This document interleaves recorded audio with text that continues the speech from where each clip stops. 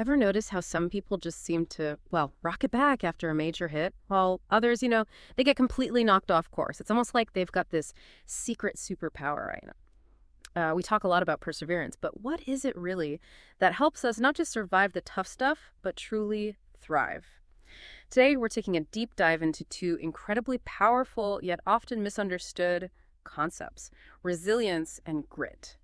We're going to unpack what these terms truly mean, how they intertwine, and how they show up, not just in your personal life, but in high-pressure professions and even across, the complex systems of global organizations. To truly get our heads around these ideas, we've pulled from a really fascinating array of sources for this deep dive. We've got everything from cutting-edge psychological research, insights from health professions, education, even ancient philosophical texts, plus a powerful personal narrative and a look at how large-scale organizations try to navigate disruption.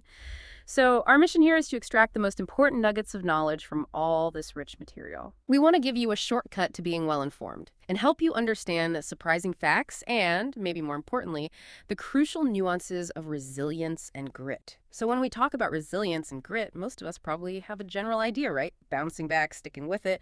But our deep dive today reveals these concepts are, well, far more intricate than just simple buzzwords. Let's start not just with what they mean, but maybe some surprising facets of their foundational definitions. Absolutely. Let's start with resilience. It's often defined as the ability to bounce back from difficult experiences, right? To deal with life's challenges, even when those events feel overwhelming or devastating. Dr. Amidst, who's a leading expert and author in this area, offers a really quite beautiful perspective on it. He says it's either about decreasing the load you're carrying or alternatively increasing your capacity to lift that load. It's fundamentally about adaptation when you're facing adversity. Then we have grit. Now, this is that powerful mix of passion and crucially sustained persistence toward long-term goals. It's really about maintaining an unwavering focus on what you want, what you're aiming for, even when the going gets incredibly tough. Yeah. When you're facing obstacles that would make most people just give up. Okay. That clear distinction really sets the stage. Now, this is where it gets interesting for me. How do these two seemingly similar ideas actually work together? How do they intertwine? I mean, is it possible to have one without the other, or are they truly like two sides of the same coin? That's a great question, because they're deeply connected but distinct. Grit provides that unwavering motivation you need to keep pushing towards your goals. It helps you maintain interest in your purpose, even when you're not getting those immediate rewards. Resilience, on the other hand, that's what allows you to recover and regroup when, inevitably, you encounter obstacles or setbacks. You can think of it this way. Grit keeps you moving forward, maybe slowly sometimes, but forward, while resilience helps you recover when you stumble or fall. And importantly, resilience is, sort of by definition, an inherent attribute of grit. You need it to sustain grit. Together, they form a really powerful framework that doesn't just push you toward success, but genuinely contributes to happiness and overall well-being. So if these qualities are so pivotal, so important, are we just born with them, or is this something we can actually learn and actively develop, almost like building a muscle? Yeah, that's a common misconception, that it's fixed. While sure, some individuals might naturally lean towards a more positive outlook or seem to have more characteristics of resilience from the get-go, research overwhelmingly demonstrates that it isn't necessarily a fixed trait, no. Instead, resilience involves a set of behaviors, thoughts, and actions that can absolutely be learned and developed over time. We see studies, particularly those focused on stress and chronic fatigue, showing that targeted resilience training makes a measurable difference. It really enhances people's ability to cope. And here's where it gets really compelling, I think. The fascinating concept of neuroplasticity. The practice of resilience, doing these things, it quite literally changes the physical structure of our brains. Dr. Dan Siegel, in his groundbreaking book, Mindsight, explains this as the brain's capacity for creating new neural connections, even growing new neurons in response to our experiences. And this isn't just something for kids, it happens throughout our entire lifespan. It means our brains are constantly dynamically reorganizing based on what we do and how we think. Okay, wow. So the brain actually changes with practice. That's a really profound idea. What does that mean for someone listening who feels maybe a bit stuck or believes they just aren't resilient? How do you even begin to assess if you might need to increase your own capacity, to lift that load, as Dr. Sood put it? Well, Dr. Sood offers a remarkably simple, yet quite effective self-assessment for this. He suggests just asking yourself this question. Over the last month, how stressed have I felt on a scale of 1 being not at all to 10? His insight is that if you rate yourself above a 5, you can definitively benefit from actively working on building your resilience. Pretty clear signal. That's practical, a good starting point. So for someone recognizing, okay, maybe I'm above a 5, maybe I need to build that capacity, what are some of the key strategies? What are the fundamentals for cultivating resilience that our sources highlight? Maybe beyond just the usual think positive advice. Right. Our sources detail 5 key fundamentals of resilience training, and they're surprisingly holistic, covering different aspects of life. First, there's the social aspect. And it's not just about having relationships, but the quality of those bonds. Good, nurturing connections fundamentally help rewire your brain for calm. They better equip you to withstand life's challenges. Even short, meaningful interactions can have a measurable impact on your stress response system. Second, spiritual. And this isn't necessarily about religion, though it can be. It's more about cultivating a deep sense of meaning and purpose in your life. That acts as an anchor when things get chaotic. Third, physical. The basics remain absolutely critical. Regular exercise, sufficient sleep, and a healthy diet. These aren't just general health tips. They directly impact your brain's ability to cope with stress. Fourth is emotional. This involves boosting your ability to sustain positive emotions and, importantly, recover more quickly from negative ones. So actively practicing things like gratitude, compassion, forgiveness. And finally, fifth, mental. This is about heightening focus and improving your mindset through practices like mindfulness, meditation, and yoga. Tools to train the mind. Let's really dig into mindfulness because it's highlighted there as a key mental tool, and it's a term we hear a lot. What exactly is mindfulness, and maybe how does it differ from meditation? Because those terms are so often used interchangeably, and I think that creates some confusion for people. Yeah, that's a really common point of confusion. Jon Kabat-Zinn, who really spearheaded the mindfulness-based stress reduction movement, defines mindfulness very clearly. He describes it as awareness that arises through paying attention on purpose in the present moment, non-judgmentally. So it involves things like focusing on your breath, allowing thoughts to just come and go without getting attached or carried away by them, and actively noticing your thoughts, your feelings, your bodily sensations, your behaviors right now. Meditation, while it certainly embodies similarities and there's overlap, typically refers to a more formal, often seated practice. It can be an important part of a broader mindfulness practice, but mindfulness itself is bigger than just formal meditation. It's a way of being. And the benefits are truly substantial and surprisingly specific in some cases. Mindfulness helps reduce that tendency for the mind to wander off, which research suggests can actually comprise as much as 50% of our waking life. That mind wandering impacts our sensory input. It increases errors. So practicing mindfulness helps you achieve more equanimity, more balance, especially when you're under stress. Even just a few minutes daily can help clear out those distracting thoughts and some of that emotional baggage we carry around. You know, it's interesting. The U.S. Army has actually initiated mindfulness training for its soldiers, specifically to intensify mental focus. And big companies like Apple, Google, Aetna, they incorporate meditation, understanding its impact on employee mental health and emotional intelligence. Okay, so you're saying maybe even my endless laundry pile could be a moment of zen. I'm listening. But seriously, finding those small pockets of intentional awareness rather than needing an hour on a cushion sounds like it could be a real game changer for a lot of people. So what does this all mean for actually practically integrating mindfulness into our busy daily lives without needing, a dedicated silent retreat? Exactly. It's about shifting your mindset from autopilot to awareness. Kabat-Zinn suggests that mindfulness means being awake. It means knowing what you are doing. So this practice doesn't require massive chunks of dedicated time. It can be woven into many repetitive activities we already do. Things like exercise, walking, hiking, yoga. Those are excellent opportunities. Yeah. Cooking, engaging with art or music, even gardening or doing housework. Those chores can transform from just mundane tasks into chances to genuinely focus on the task at hand, to be fully present with the sensations instead of letting your mind drift off somewhere else. It's about turning autopilot off and intentional awareness on. We've explored how individuals can build this incredible capacity to recover and persist, that personal journey. But what happens when that bounce-back ability, that grit, is tested not just in our own personal struggles, but in really high-pressure professions, or even across entire organizations, the stakes get much, much higher then. They absolutely do. And the impact can be profound. Judge Paul A. Bacigalupo, drawing from his years on the bench, offers some pretty stark observations on burnout, specifically within the legal profession. He notes how unmanaged stress, chronic incivility, which is sadly common, and these high conflict environments lead to really devastating consequences for attorneys: burnout, substance abuse, mental health crises. And judges themselves.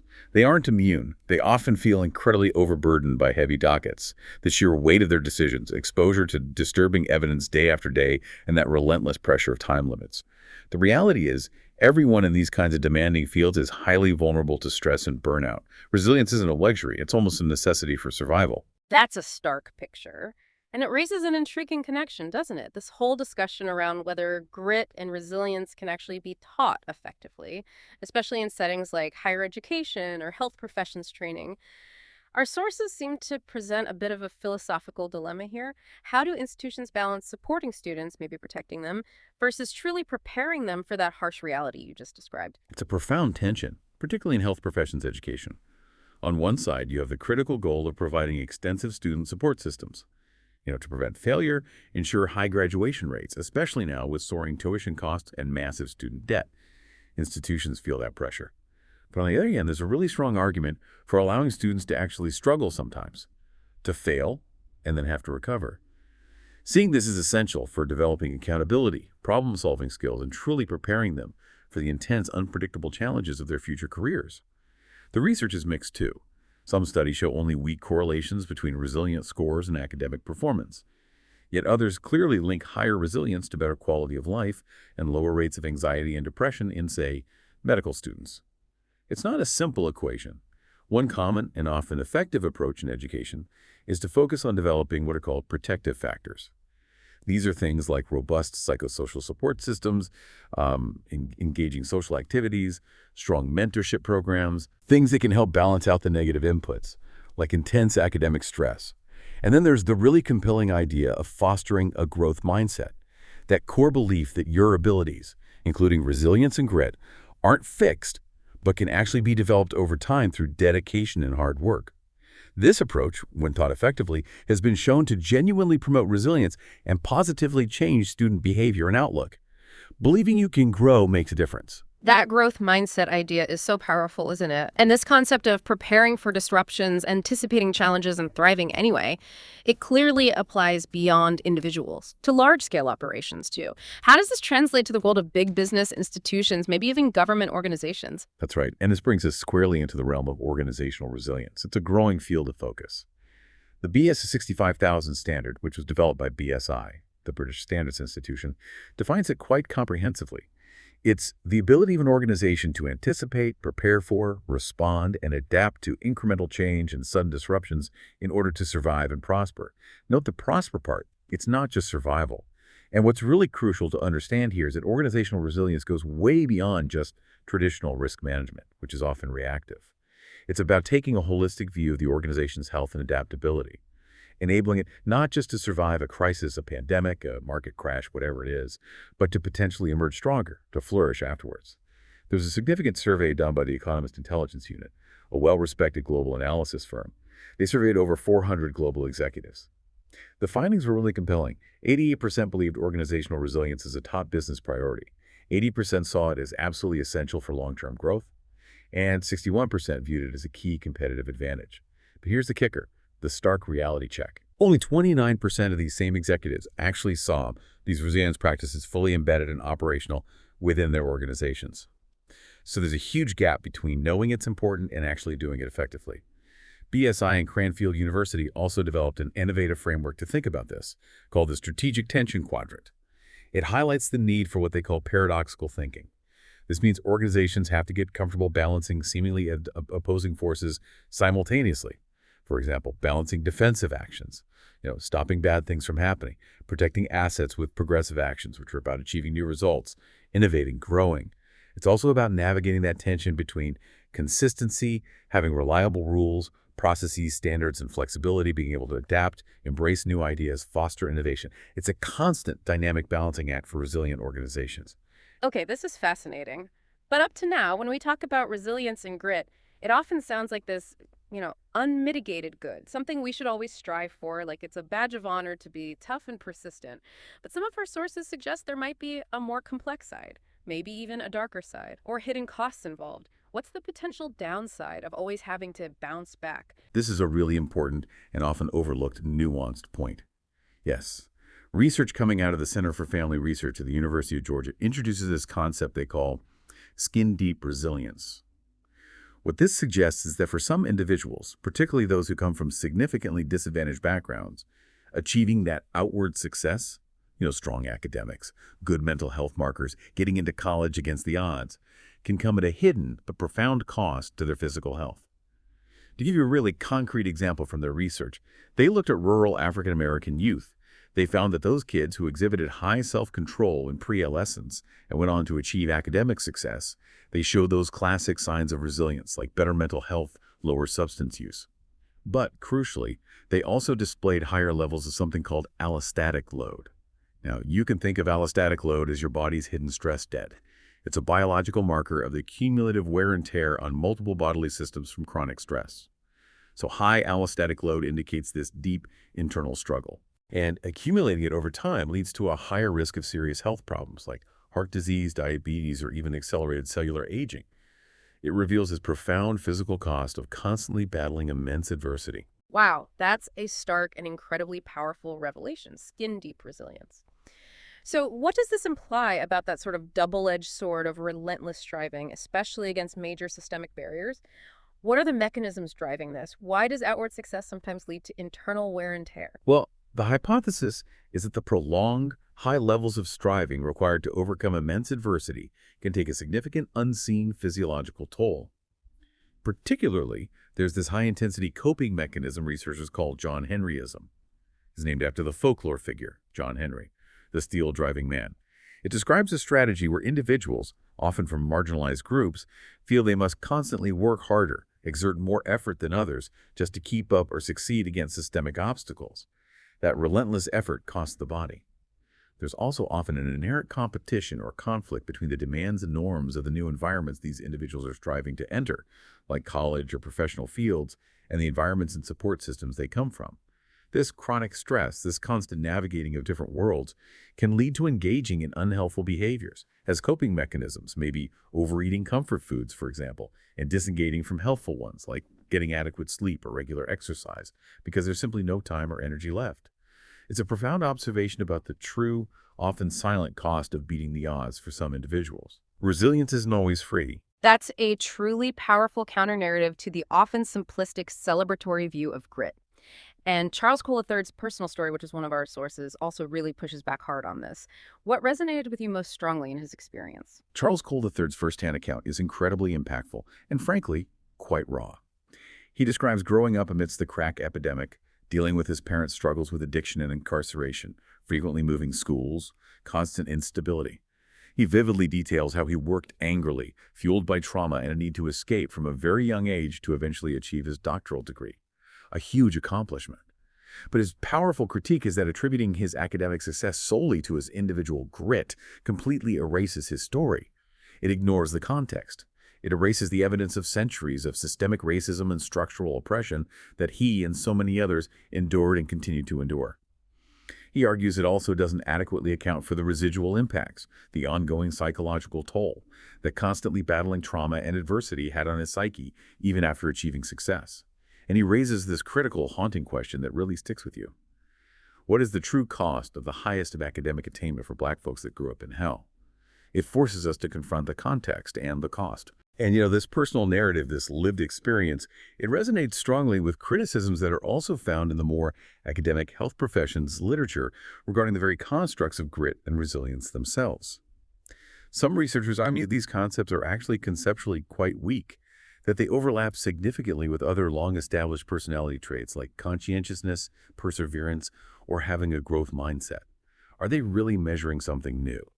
Plus, the self-report scales often used to measure grit and resilience are highly subject to social desirability bias and other measurement issues, making them potentially less reliable, especially for high-stakes decisions like admissions or policy. It's interesting, even Angela Duckworth, who really popularized the concept of grit, has herself expressed caution. She's noted that the public and educational enthusiasm for the construct might actually be running ahead of the science, and she's warned that attempts to measure it for policy decisions, like evaluating teachers or students, could be quite misguided due to these current methodological limitations. It's a reminder to approach these popular ideas with a healthy dose of critical thinking. That's crucial context. So if we kind of connect this all back, take a step back to the bigger picture, where do these fundamental ideas, concepts like resilience, perseverance, the ability to endure, where do they even come from? Are they truly modern psychological discoveries of the last century or so? Or is there maybe a much longer philosophical lineage at play here? Oh, absolutely a longer lineage. Tracing the philosophical origins of resilience is fascinating. It reveals it's far from a new concept cooked up in the 19th or 20th century. No, it has incredibly deep roots in ancient Greek philosophical discourse. For instance, S. Mattey's modern psychological concept of hardiness, which is closely related to resilience, builds directly on core ideas that echo ancient thought. These are ideas like involvement, meaning active participation in life to find purpose, control, or influence. The belief in your ability to actually shape events, not just be tossed about by them. And challenge or risk-taking, seeing difficulties not just as threats, but as opportunities to acquire wisdom from experience. These components, Mattey argued, work together to reduce what philosophers call ontological anxiety, that deep unease we feel when making decisions about an inherently unpredictable future. If you look at Plato, while he didn't use the exact term resilience, his philosophy implies it. He talks about it almost as an operator, something within us that ensures the reproducibility of these sublime, eternal ideals like goodness, beauty, and truth in our messy human existence. And his teacher, Socrates, through his courageous acceptance of risk, his embrace of the challenge of death rather than compromising his principles, serves as an ultimate archetype of this profound inner strength, this philosophical resilience. Aristotle, Plato's student, presents a slightly different, maybe more rational, active approach. His concept of entelechy, which means something like a movement or activity containing its goal within itself, like the act of thinking or the pursuit of happiness, eudaimonia, can be interpreted as synonymous with resilience. Aristotle really emphasizes activity, engagement, as being central to a flourishing human life. He suggests that resilience to the inevitable changes and misfortunes allows for the sustained activity needed to achieve true happiness. And then, of course, there's Stoicism. This incredibly influential school of thought, championed by figures like Zeno, Seneca, Epictetus, and the Roman Emperor Marcus Aurelius, paid particular, explicit attention to resilience. Stoicism directs individuals to constantly control their own judgments and actions, the things truly within their power, to recognize their limited scale of influence over external events, and to mentally struggle against anything that attacks their inner tranquility and freedom. Seneca, for instance, states quite clearly that a happy life requires a sound, courageous, and vigorous spirit, one prepared for any circumstances. He famously wrote, "Not the event is a misfortune, but the ability to endure it with dignity is happiness. It's about your response." And Epictetus, who was born a slave and knew hardship intimately, warned vehemently against the disease of desire, that is, getting upset or anxious about things that are ultimately outside of our control. Find strength, he urged, in focusing only on what you can control, your thoughts, your judgments, your actions. That's the core of Stoic resilience. Wow. We have really covered a lot of ground today, from the neuroscience of how our brains adapt to the intense real-world pressures faced by professionals like lawyers, then diving into those surprising hidden costs of striving against adversity, the skin-deep resilience, and tracing it all the way back to the ancient philosophical roots of these powerful ideas.